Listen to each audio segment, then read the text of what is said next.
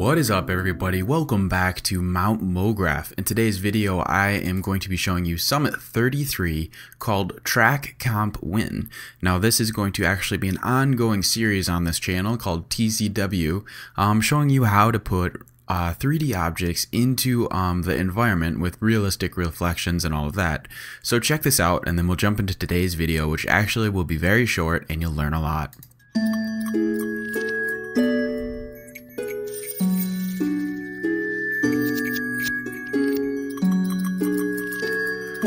Alright, so as you can see, we have a 3D object in this scene, which obviously was not really there, and there's one little glitch that I forgot to fix in this render that I'll actually be showing you how to fix. But as you can see, we have reflections of the environment onto our object. So this is going to be very cool, and the only thing you're going to need to do this video is Cinema 4D, R14 or later, so R15 also works, and also After Effects CS6 or later. So if you'd like to, in the video description you can download this plate and follow along, and as you can see we don't have a 3D object in this scene. So this is just some stock footage. It's 4 seconds long. I don't want to make like a really big download for us. But yeah, so let's jump into today's video. So I'm going to be using the Creative Cloud version of After Effects, but all you're going to have to do is go up into your workspace and change this to motion tracking. So we're pretty much set up and this is going to be really quick. So first let's import our footage. So I'm going to do Command-I on my keyboard and just go over and select my raw plate that is in the video description and click open. So now I have my raw plate here. I'm going to right click it and just go to Interpret Footage Main and just take a look, and it's going to say 23.99 is the frames per second. I'm actually going to put this to 24 frames per second just because that'll be easier down the road. So I'm just going to place this raw plate into a new composition here, and now it's going to pop up into our window. So if I play it, pressing 0 on my keyboard, we'll see we have our footage playing. And this is going to be how we're going to track our footage, obviously, and we'll be able to do this right inside Adobe After Effects. So all we're going to do is right click our footage layer and go down to Track Camera. So let's click that button and it's going to immediately pop up with this Analyze in Background Step 1 of 2. Now there are other settings you can change in the 3D camera tracker, but I'll be getting into those a little bit later in future videos. For this, honestly, the stock will just work great, and this should go pretty quick because it's just 98 frames. So it's going to solve the camera for us, and in just a second we will see all these little tracking points. So let's go ahead and just scroll through our timeline and see these little points pop up. So this has interpreted our footage for us and found all these surfaces. So I'm going to show you just real quick. If you click off your layer, you're not going to see your tracking points. If you click on your layer, you're not going to see your tracking points. If you want to see your tracking points, make sure in your effects controls you have the 3D camera tracker layer selected and all your points will be visible. So basically, you're going to just think about where you want to put the object in the scene. Now for me, I'd like to place the object somewhere on this top portion right here. So I'm going to find a point. Just move your mouse around. You can either click and hold and just drag a selection around some points and figure it out, or you can just hold shift and select points, or you can just do the auto one and find a surface that you like.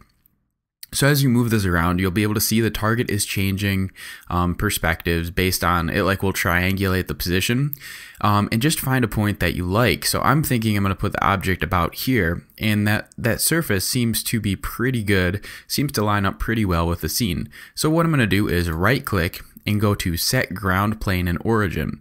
And what this is going to do is put the floor of Cinema 4D and align it to this point. So I'm going to do that. And then I'm going to right click again and go down to, oh, I picked the wrong point. It doesn't have to be the same actually. So then I'm just going to maybe select this point right here and go to Create Solid and Camera. So what this is going to do is create a track solid and also our 3D camera tracker layer. And we'll be able to use this footage and import it into Cinema 4D. So as you can see, we now have a sticky note, is what I'm going to call it, just on our scene. So let's add another sticky note and just select our 3D camera tracker layer and just select another point just for reference. So I'm going to kind of like line it up with this hill here. So right click and go to Create Solid. And I like to use solids instead of nulls just because they're easier to see. And then I might put another one somewhere back over here just for perspectives purposes. And let's find another good point. This one looks pretty good. I'll right click and go to create solid, and we're all set up to interpret this footage into Cinema 4D. So let's go into our project layer and make sure you have your Summit 3 33 raw plate composition selected, and just go up into your file and go down to export. So if you you do have to have CS6 or later, like I said, and also I think you can actually use the light version of Cinema 4D, but I'm just going to click this Max on Cinema 4D exporter. So click that, and it's going to ask you where you'd like to save this footage. So I'm going to call this project just track and save it to my desktop. So let's go over to my desktop and click this track project. So it's going to open up in Cinema 4D. I'll be using Studio R15. Yeah, I just love this software. It's really fun. And now if I play this video, we're going to see that our tracking points and also floor is set properly. So what we're going to first do is make sure you go to mode, project, and make sure your frames per second is set to 24. Because remember, that's how we interpreted our footage inside After Effects. So now that we have this set up, what we're going to want to do is obviously add our video to this scene to see what's going on. So let's click into our object manager, go over to your environments over here, and select a background. So let's create a new material. So double click into your material manager, click your mat, and let's just call this video. So let's just turn off our specular layer because we don't need it. And in our color channel, let's go to texture, load image, and just go over to your desktop. So I'm going to just literally import this Summit 33 raw plate and click open. So this is going to open up in Cinema 4D. So click into your video here.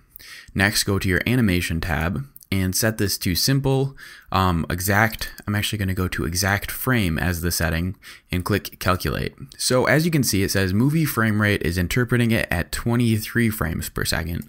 Let's change this to 24. You're going to want to make sure you're having consistent settings. So that should work great.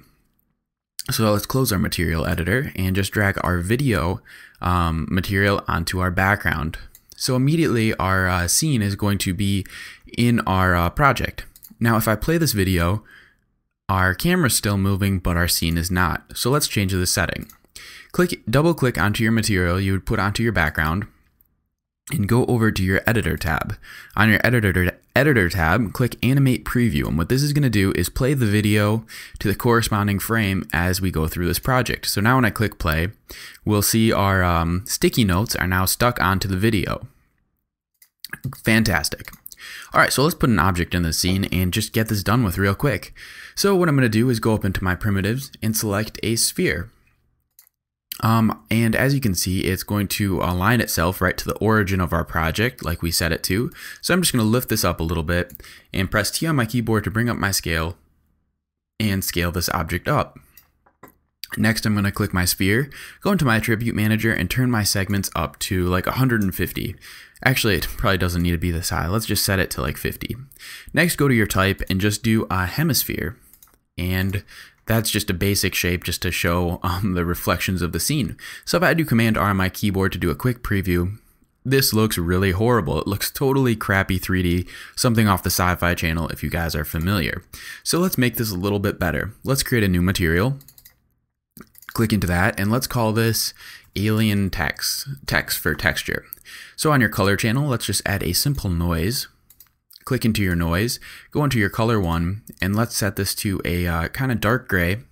And on our second color, let's set this one to a kind of dark purple. And we'll just leave everything else at that setting. Go down into your reflection channel. Let's turn this on and turn our brightness down to 25. Next, go into your texture and set it to a Fresnel and set this also to 25. Let's grab our alien texture and put this onto our sphere. So now if I do Command R, it still is looking bad. So let's fix this again. Go up into your environment objects here and let's grab a sky object. Right click your sky object and go to Cinema 4D tags, compositing tag. On your compositing tag, let's click scene by camera so we can see our video again. This is a very powerful tag if you haven't used it before, and we'll be using it for a couple other things in this video.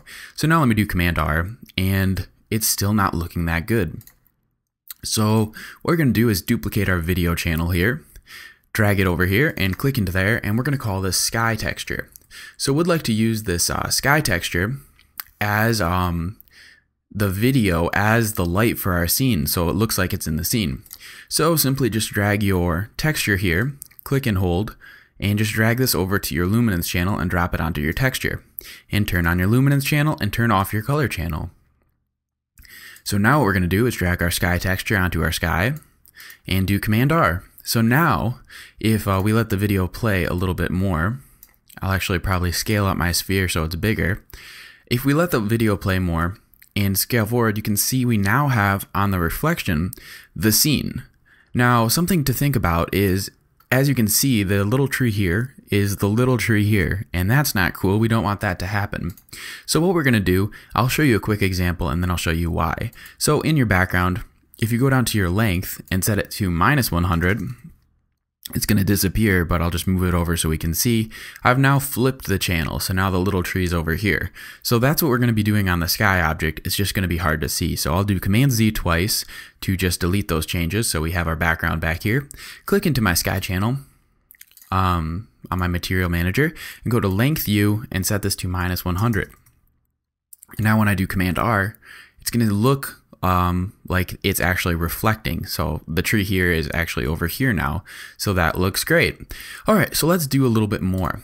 So in order to make objects look like they're in the scene, they obviously need a shadow. Otherwise they're just floating around in space. So what I'm going to do is hold Alt and click my track solid, all my different track solids, just to hide them so we don't see them. And what we're going to now do is go and grab a plane. So our plane is going to pop up into our origin. So let's just press T and scale this object up. As you can see, this workflow is very easy, and I think it works great. So I'll do Command R, and now we have a plane on our scene. So this is going to be like our shadow mat or a shadow plate, and it's going to catch the shadows of our object. But obviously it pops up in the scene and we don't want that.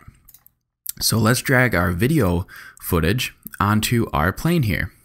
And what we'll go do is click onto our texture tag on our plane, go down to projection and set this to frontal. So now the image is going to project itself forward towards wherever the camera is facing. So if I do Command R, now you'll see that the video frame lines up with the footage. But obviously it's a different color. So let's use our compositing tag again. Right click your plane, Cinema 4D tags, and go down to compositing.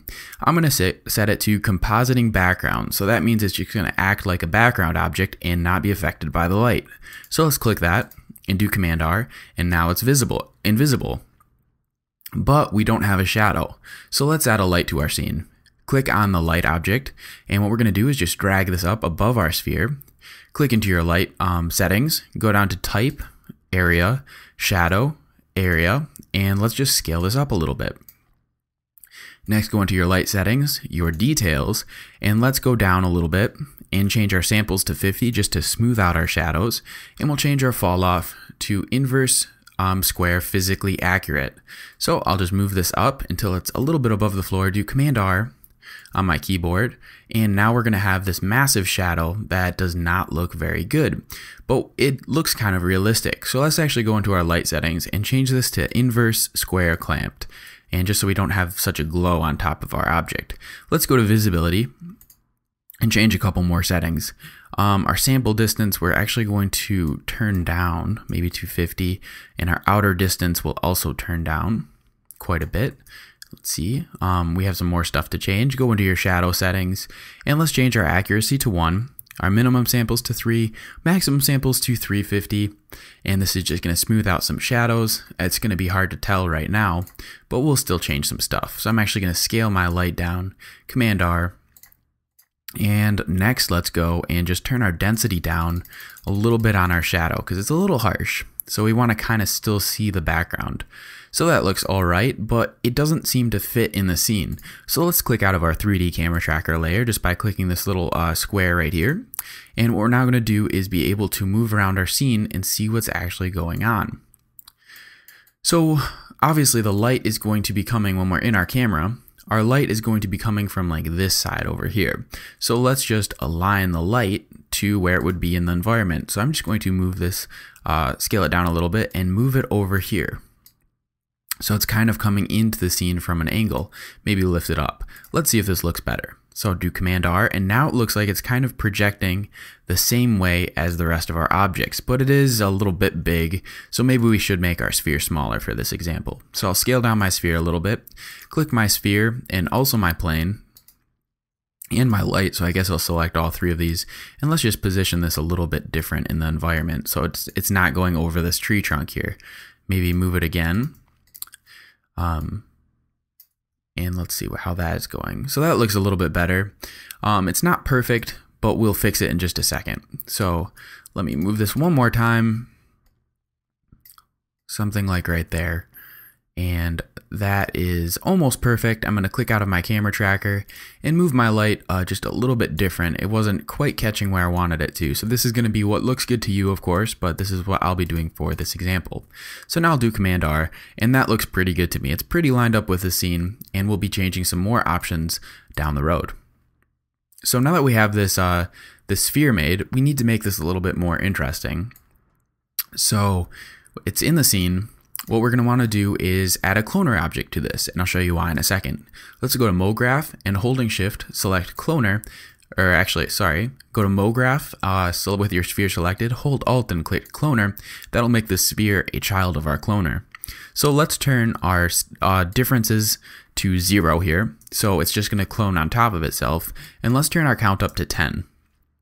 So right now we're not going to be able to see anything. It's basically 10 copies of the object inside of this one object. What we're going to want to do is, with your cloner selected, go up into your MoGraph module, effector, and go down to step. And what this means is every cloner of this, or count, is going to have a different setting on each of the different steps of it. So the first one would be different than the second one, then the third one, and so on. So let's go into our parameters and change some stuff. I don't want the scale to be increasing. I actually want it to be decreasing. So I'm going to drag this down. So each count is actually going to be minus 0.75 times smaller, so 3/4 smaller every one. Also in my rotation, let's do something. So I'm going to turn my parameters, I'm going to change this, and I'm just going to rotate it a little bit. So as you can see, actually what I'm going to do is delete this, this alien object just for a second. So just delete it so we can see what's going on. Actually, maybe I'll leave it on there. So Command R, and I might have to just rotate my cloner so we can see. As you can see, we have like a shell coming out of our object here. So that looks kind of cool, and it looks pretty realistic as well. Now, one of the things you'll notice, let me move my cloner over a little bit so the reflection catches better. You'll notice on this cloner is that we're actually getting the reflection of our plane on here, and we don't want that. So our plane's here, and it's actually showing up in the reflection, and this is something that was actually in this video, and I said I caught it kind of after the fact. As you can see, we have our plane stuck in this reflection, which does not look very realistic. So let's go back into this, and on our plane, go into your compositing tag, and obviously all we'll have to do is click Scene by Reflection. Just unclick this, and that should fix our problem. So now it's not visible in our reflections, just like we specified. So that's an easy way to just fix things, is the compositing tag. Okay, so let's see if this is looking good. It looks great. So let's add a little bit of an animation to this, and get this rolling. So I'm gonna just turn my parameters down, not quite so much. So maybe just to like 330. So we kind of have like a bug shell look to it, and that looks great. So let's go back to the beginning of our composition here. So to frame 0. And what I'm going to do on my cloner is just click this button for a keyframe and go forward. And on my cloner, I'm just going to go into my coordinates and change my parameter here to 360 so it does a full rotation, and hold Command and click this keyframe button. And now when I play this video, my object is going to spin. So that's looking pretty cool. Actually, what I'm going to do, I think it was turning the wrong way, is maybe go to the end keyframe and also just turn it just so we get a whole bunch of spins. I'll rotate it also on the H axis. So just click Command and make sure it doesn't turn yellow, and that looks good. So now what we're going to do is go and click our step effector, and on your effector, go down to strength and turn it to 0, and hold Command and click this button here, and that's at frame 0. Go forward to the end, and we're going to turn our strength up to 100. So that means that this effector is going to be going from the strength of 0, so these parameters will be affecting our object 0, and slowly turn up over time. So basically, this is our scene. So I'm kind of happy with this. I think this shadow is kind of catching at a funny angle, so I'm going to kind of cheat and just rotate this a little bit. So press R on your keyboard with your plane selected and just rotate it to fix it a little bit in the environment. It didn't line up perfectly, and kind of just get it to line up with the rest of the shadows. Obviously from this first perspective, it doesn't look too right, but yeah, that looks better. So just tweak it a little bit. Now what we're going to want to do for this scene is export this back to After Effects. So what we're going to do is first, we don't even want to see the video texture on our plane. So just press delete on this texture. And so this will actually show up as the rectangle again. And for our background, we don't have to worry about it. But for our sky, make sure this is set to scene by camera. That's correct. Now what we're going to want to do is click your cloner, right click it, Cinema 4D tags, compositing tag. Let's go over to our object buffer and click enable. And this is going to be a buffer 1. So what this is doing is adding a little tag that tells our render to buffer this object separately. And that is going to work out great. So basically our scene is set up. Now what we're going to do is go over to our render settings here and actually just change a couple things. So first I'm going to right click and go down to ambient occlusion and just keep that at the default. If you have the render, you can change it to physical. It'll work without the physical just fine. But let me do Command R, and now we're seeing our scene looks great. This is obviously not going to be there in our final, but it's going to work out great. So let's go into our output, make sure your frame range is set to all frames, and go over to your multipass. Click that on because we want to have multiple passes of this render. Right click and go down to object buffer. So just make your object buffer correspond to the group ID that we put on our cloner. So as you can see, this is set to object buffer 1. We need our group ID set to 1 for our object buffer in our multipass. Makes sense. Let's go on to our multipass, right click, and go down to shadow. So what this is saying is we want to also export all the shadows in our scene separately. So let's go back into our save options here. On our save options, let's pick our render settings. So first on my file here, I'm going to click in here and pick a location. I'm going to do Command D and bring it to my desktop and just create a new folder. So I'm going to call this track render. Alright, so I'm going to save this file as main underscore enter. And so what this is going to do is just save all our different images into image sequence. And also I want to click this alpha channel option so we don't see the background. Okay, so now let's save the multipass images. So this is saying we want to save these multipass options. So first let's unclick this multi-layer file. Since we're doing a video, we don't want all the different channels to be on one file. That'd be helpful if you're just going straight to Photoshop with an image, but we're not. So unclick this option, click into here, and what we're going to do on our track render is I'm going to save this as MP underscore for multipass underscore. And with this layer name as suffix selected, that's going to be like MP dash object buffer, MP dash shadow. So this is all set up fantastic. Now there is a compositing project file that you can save to After Effects, but it comes out as a .aec, which I've actually had problems with, so I don't ever bother with it. You can look into that more if you'd like, but it always messes up on me, so I don't even mess with it. So I'm just going to do Command S, make sure my file's saved. That's fine. And what I'm going to do is just click this render to picture viewer. So my picture viewer is up over here. Yours will probably be in a different location. And let's see if this is importing right. So right now it's actually not. And what I'm going to have to do here is fix this because something's exporting funny. So let me just stop this preview, click yes, and we're going to need to fix this. So what is showing up in our scene? Let's click into our sky, our background, right click your background, go to Cinema 4D tags, compositing, And on your compositing tag in your attribute managers, let's go over to our tag and set scene by camera. And now let's try this again. So I'm going to click to my picture viewer, say yes, that's fine. And now our scene is going to be fixed. I forgot to click that option, so make sure that is set. So as you can see, our scene is exporting, and this is going to render really quick. You know, as you can see, it's rendering like 1 frame a second. So I might even just keep this video rolling. I was going to pause it, but this is rendering out really quick. So what you're going to want to do is go over into your layer here and make sure that you're getting all these different passes. So you have your alpha, your buffer, and your shadow, and that'll mean you set up your multipass right. So I'll just go back and let this render out. Additionally, what you're going to want to do is take a look on your desktop, and for your track render,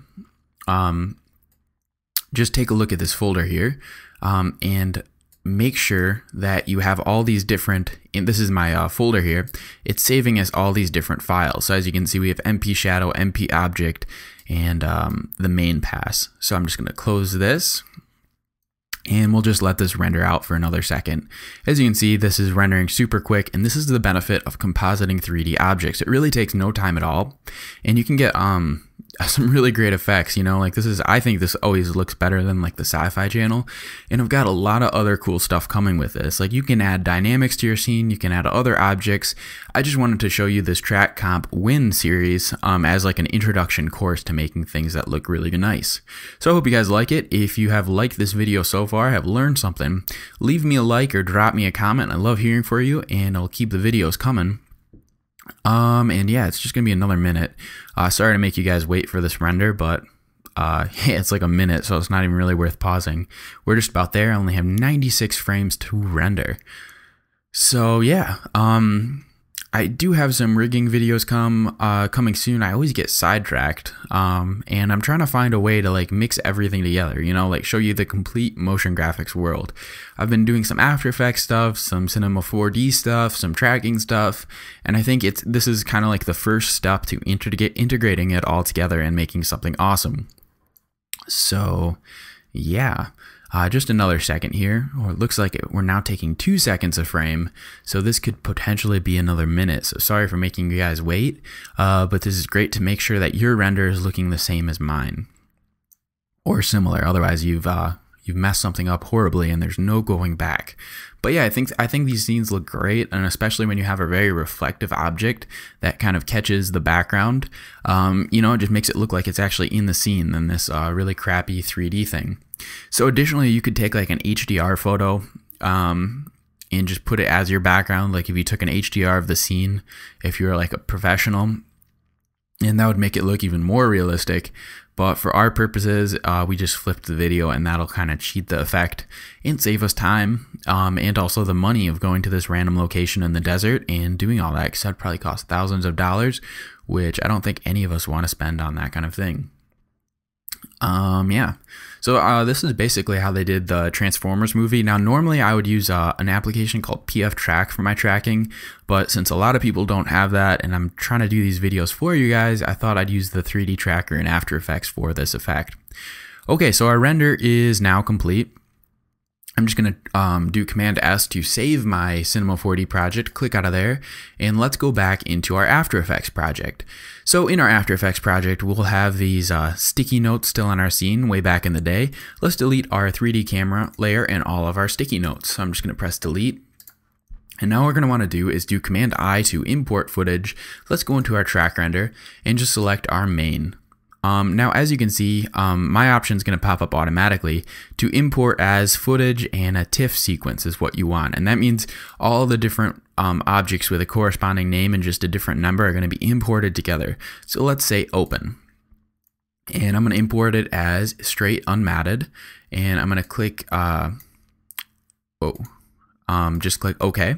And now if I drag this main composition, or this sequence onto my summit, it doesn't look like it lines up right. So remember, this is supposed to be perfect, but this doesn't look like how the render did that we just did. So what this is, if you click your TIFF sequence, because it's like an image folder, it often interprets the footage wrong. So right click it, go down to interpret footage, main, click that, and as you can see, assume this frame rate is set to 30 frames per second.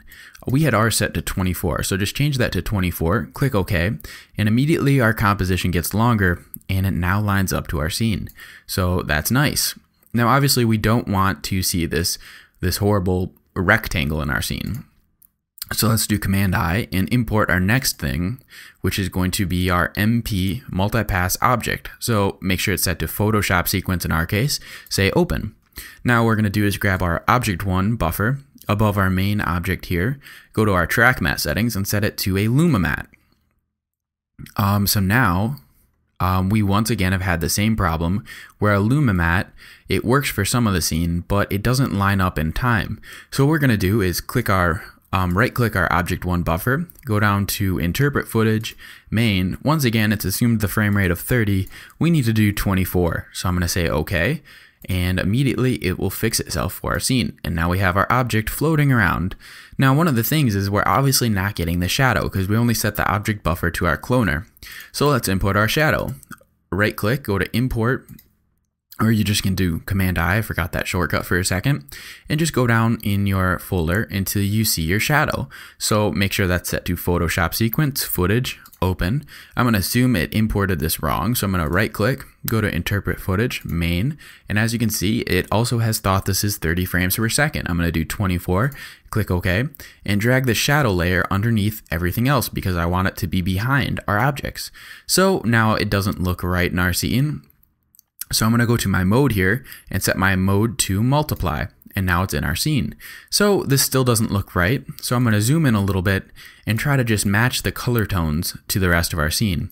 So first I'm going to go into my, actually what I'll do is probably just do my opacity. So press T on your keyboard and just turn your opacity up. So this is helpful because now I'm able to tweak anything. Like you can export all kinds of different stuff, but I'm just going to keep it simple and just do a shadow pass for this first video.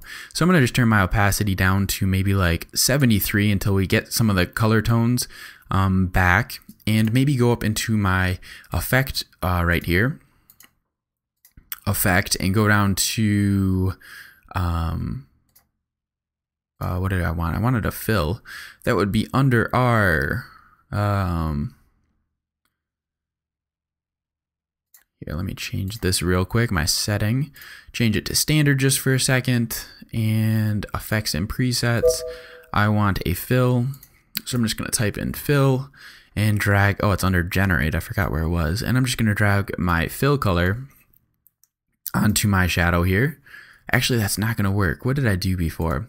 I'm kind of blanking on what I did, actually. I matched the shadow color, but whatever, I'm just going to leave it. And just pretend it's perfect. Oh yeah, that's right. In Cinema 4D, on my shadow, in my light, if you go into your attributes, on your shadow color, I just changed this to a dark blue to match the scene. So like a midnight blue, and that'll match better. As you can see, the color tone's a little bit better. And that's what I did. I forgot to tell you guys that.